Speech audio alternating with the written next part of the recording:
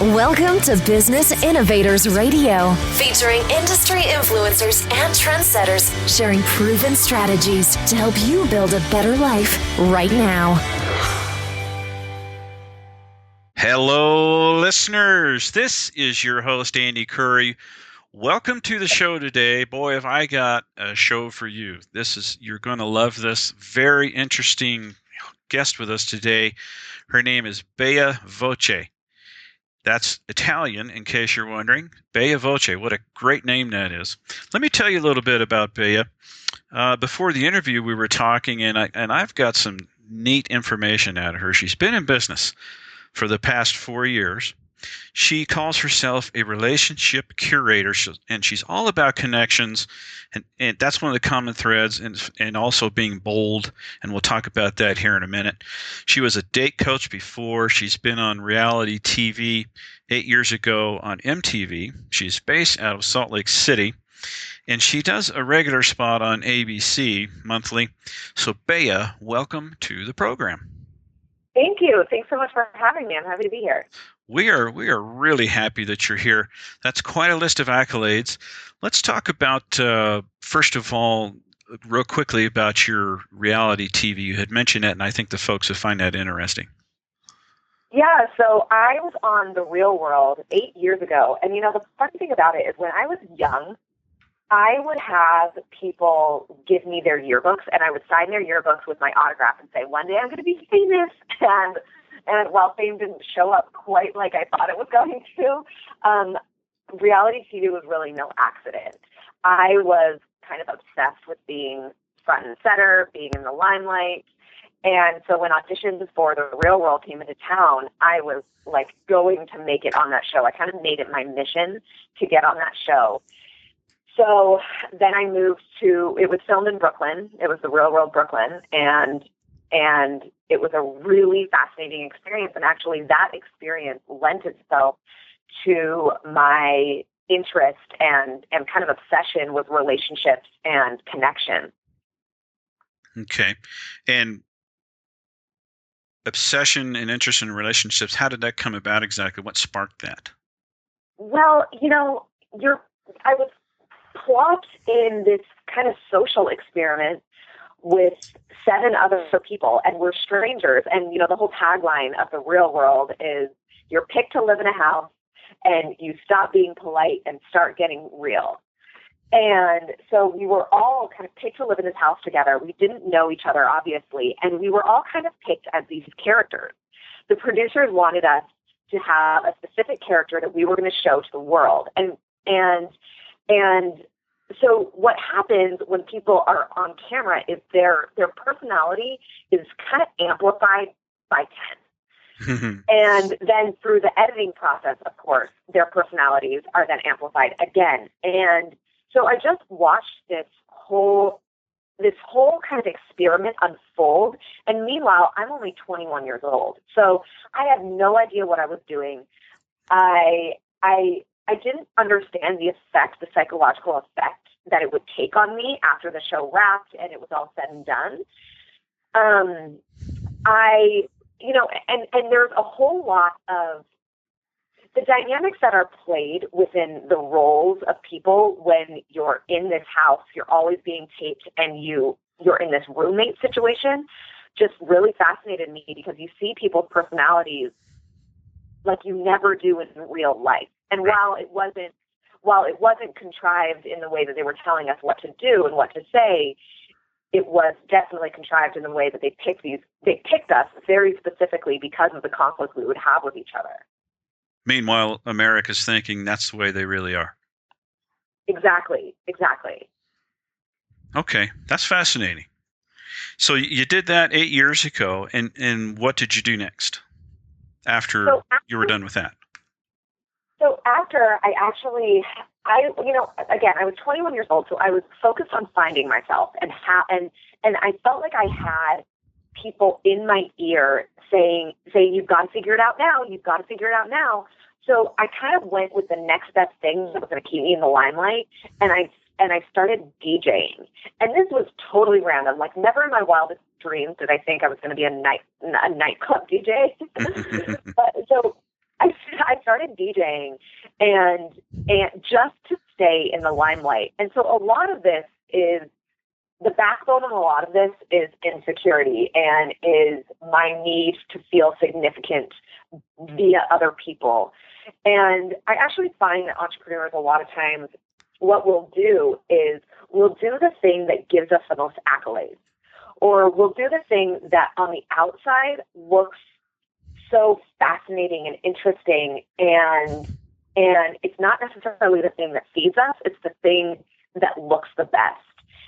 And to kind of go on a side note quickly, I think we have this same idea with failure, that while in our ears we hear fail and fail fast and it's okay to fail, people don't really want to see us fail. They want to see the aftermath. They kind of want to hear the story about failure, right? But they don't want to see it. They don't want to see us in it.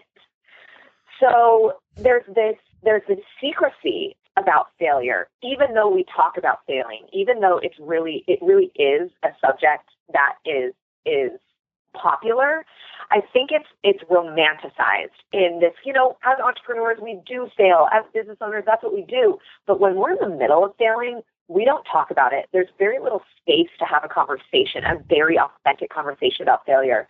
So while I was DJing and kind of starting that was probably my very first business, I didn't feel like I had room to talk about, like, this isn't what I want to do, and to talk about the reality of what was happening when I was DJing and the facade I had to put out. And that was, I went from reality TV to trying to stay in the limelight via DJing. And meanwhile, this is a conversation that I've kept silent for the past 8 years. I never wanted to talk about this not being the thing that I wanted to do. I never wanted to talk about how this wasn't totally intentional, and that, I always wanted it to be like, I wanted it to be the romantic version that people saw.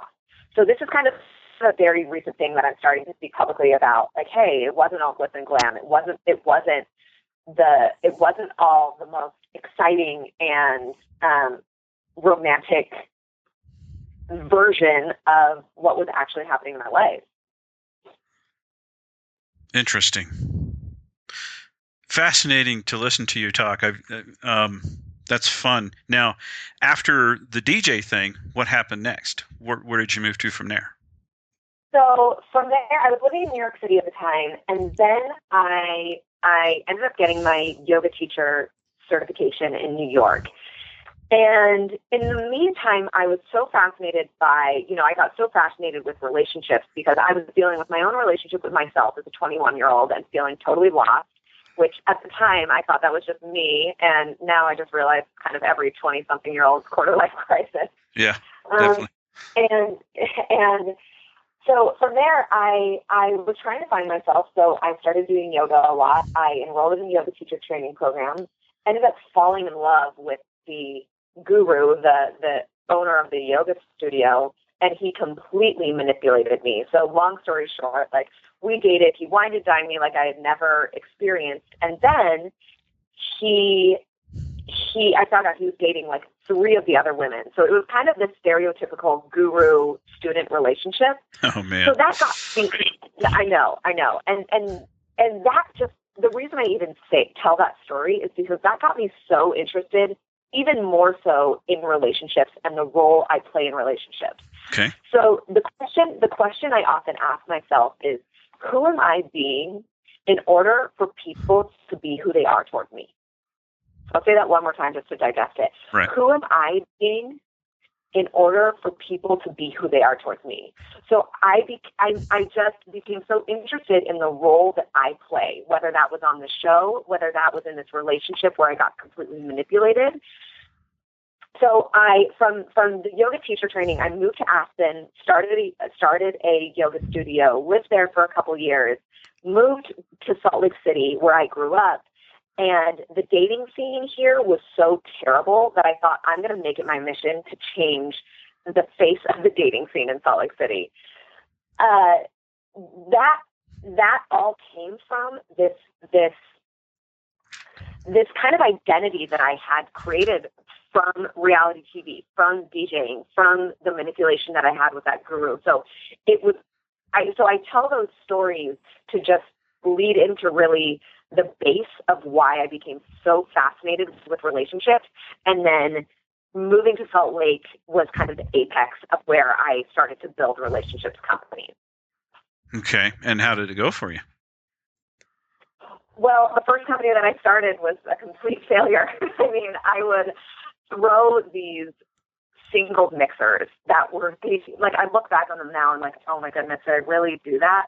They were so cheesy. They were so corny. Like, it was bad. I did a speed dating event where people would, oh goodness, I remember I would have these events and it would be like 90% women.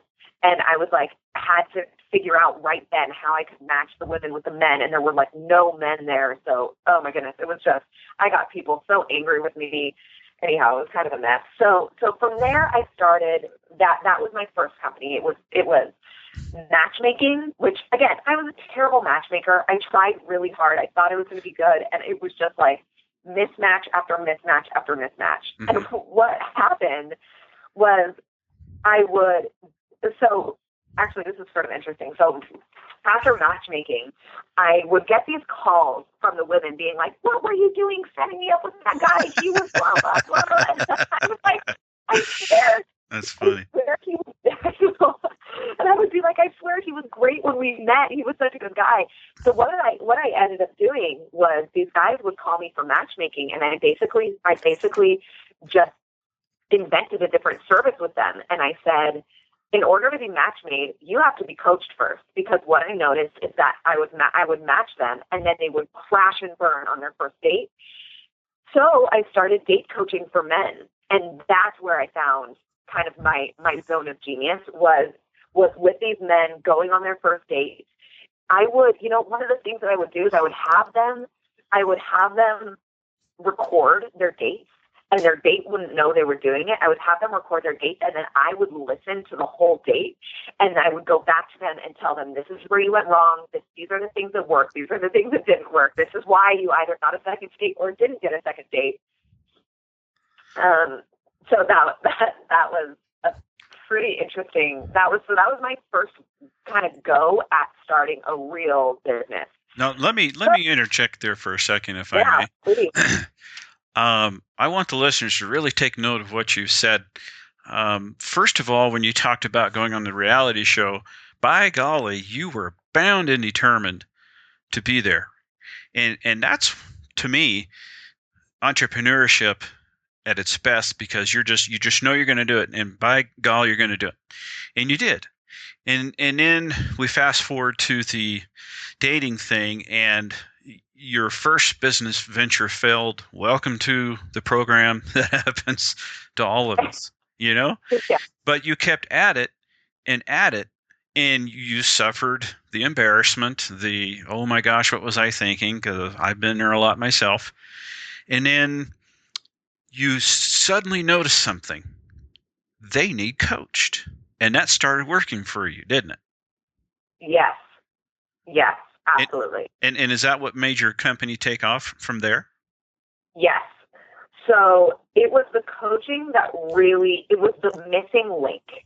It was the missing link. And I think oftentimes what we do is when we fail, we switch direction completely, whether that means shutting down that company and starting a new company, whether that means looking at kind of a shiny object in the corner that we want to chase and leaving the thing we've been working on behind. There are a lot of different ways that quote unquote failure shows up, or quote unquote not working shows up. And sometimes there are valid reasons to leave what you're doing behind. Oftentimes, though, there is this small missing link that we're just not seeing. And if we clue in on what that is, then options all of a sudden start opening up. Because most times as business owners, we start business with a market need. We see a need, we're meeting it. And when we feel like we are going in the direction that need needs to be met and it doesn't work, that's where frustration sets in, because we see so clearly that there's a problem in the market and we want to solve that, and what we're doing isn't working quite yet. Right. And it's that space that I think you can find the genius in being an entrepreneur. It's in the troubleshooting. It's in looking in the directions that you're not used to looking. And what I found the most successful entrepreneurs do in my studies of, I study business, I study relationships, and I think what I found the most successful business owners and entrepreneurs do is they ask people who have nothing to do with what they do. So they ask people in completely unrelated fields advice on what to do. Mm-hmm. There's a great example that talks about this. I can't remember. I'm blinking on the hospital right now, but their hospital has, it's like the record for the fastest in and out time for surgeries and surgeries that go best, that have the best outcomes. And what happened was the surgeon ended up looking at all these different areas of how he could get such a quick in and out time. Mm-hmm. And he ended up looking at the cockpits of NASCAR racers and what they would do when they would pull off. And you know how they have those teams switching out the tires and then they go again really quickly. Right. He took that as the sample that he used and brought that modality into the hospital. And I thought, wow, that's a really fascinating way to troubleshoot and to look at something that's not working and look outside of your industry for advice and for clues on how to make something that you're doing work better. So that's fascinating. Let's take an example. Let's say somebody was starting let's say a dating site. How would they use what you just said to figure out the things are going wrong? Have you used that much too? Well, first, I think you ask people who, I think what we often do is we get mentors, which is, we all need mentors, of course. But Right. So we'll get mentors in business. We'll get our partners in business or our friends who are in business, and we'll ask them what we should do about, say, the dating site you're talking about. What we miss is kind of a lean startup thing where we're actually on the streets talking to the people who are going to buy our products. So I think this is a teeny bit different than what I'm talking about with asking people in different fields, but you're talking to the people who are actually going to use this dating site, your demographic. And then I would go to somebody who is not in tech. Maybe they're working in yoga, for instance, right? And talk to them about what they would think would work for a dating site. Or go to somebody who started a cancer foundation and ask them what they think. I mean, completely random and people that you think maybe they might not know anything about the world of dating. And in fact, I think those are the best people to talk to, the people who have no idea about the world of dating, and ask them what their opinion is on starting the dating site. What happens is it clues our brains into ways of thinking that we wouldn't normally clue into. True. So it gives us a different. It's like all of a sudden we're switching up the neural pathways of our brain to think in a different way. That's all that is. In its simplest form, asking people who have no idea about your interest or industry, it's just making us think differently. Okay. Well, let's fast forward to what you're doing now. Now people have a very good sense of your background and your drive. So talk about the three things you're doing now real quickly, if you can. Yeah. So at the heart of everything, I'm a speaker, and I talk about what it means to be bold and make powerful connections. So I have workshops that I host that they're all different on the outside, but they have this underlying thread of connection. To me, the most important thing about getting ahead in business and in life is making powerful connections with people. And oftentimes, I think what we do, especially in business, is we look at networking, we look at the people that we meet, and we think, what can they do for me? So what I do is really, I switch the conversation and I say, what is it that I can do for other people, and how can I make the most powerful connection with them?